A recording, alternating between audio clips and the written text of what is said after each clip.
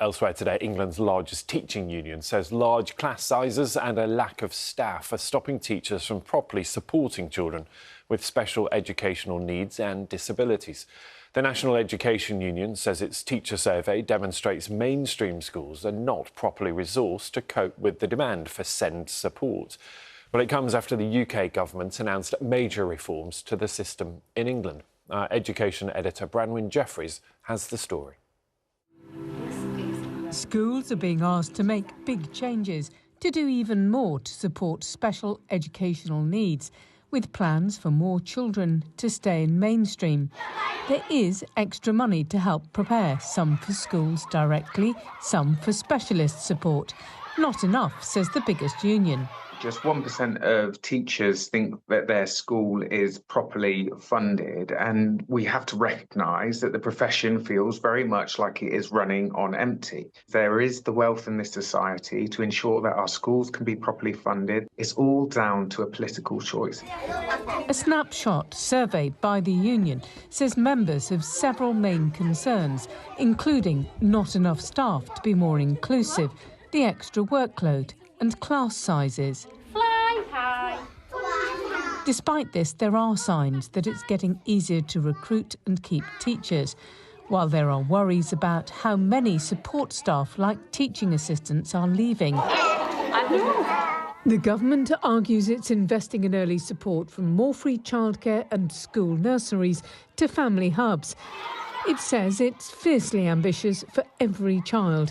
The SEND reforms are once in a generation to put inclusion at the heart of education.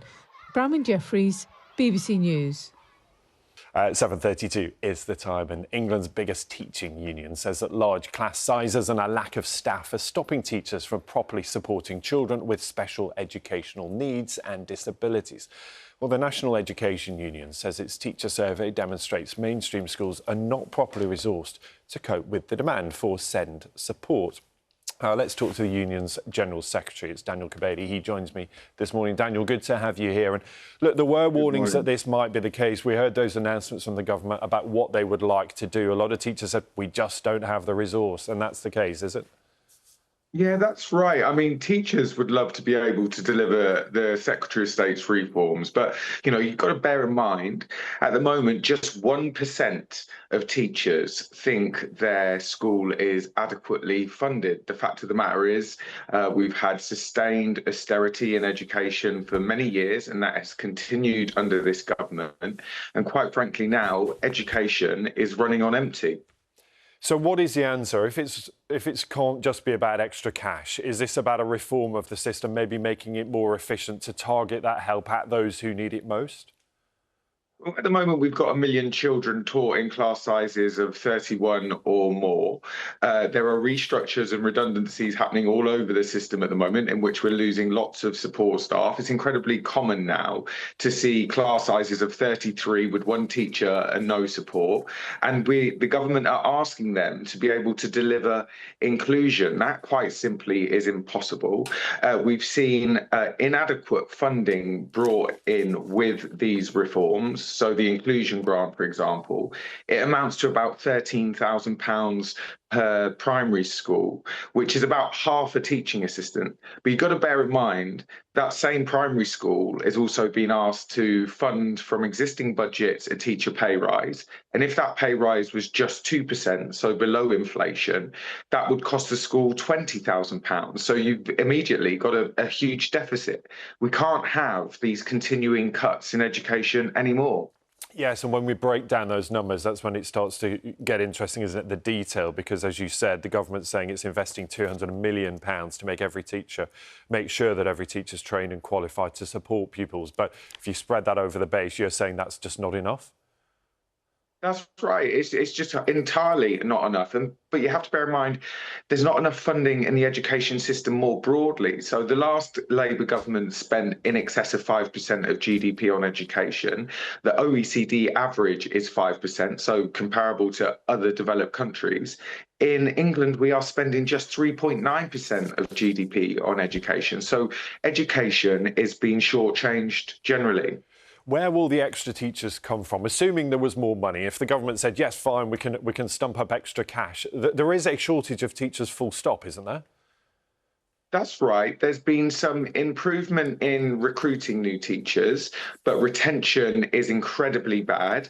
And the government also need to make teaching a profession that is, again, compatible with family life so we can keep the experienced teachers in our classroom. The issue is, we've got high workload, pay that's been held back, and also a lack of flexibility in the profession. And in this modern world, that's what many graduates are looking for. So there needs to be urgent work on and improving the status of the workforce. The government also says it's investing billions into mainstream schools so that there is that extra support for those children in those mainstream schools rather than in a separate educational facility. Is that key here? And would that make a difference if rather than having to have separate provision in separate schools, that it can be done in a mainstream school to make sure that adequate support is available? Look, everyone, I think, supports inclusion within the profession generally. No child or adult goes throughout life experiencing people who are without experience, people who are different to them. It's good for children with additional needs, and it's good for children without additional needs to learn together more broadly. But when class sizes are so big and funding is being held back, it's something that just cannot be delivered in reality. So if we want to see inclusion, which we all do, in mainstream provision, we need to see an urgent injection of funding.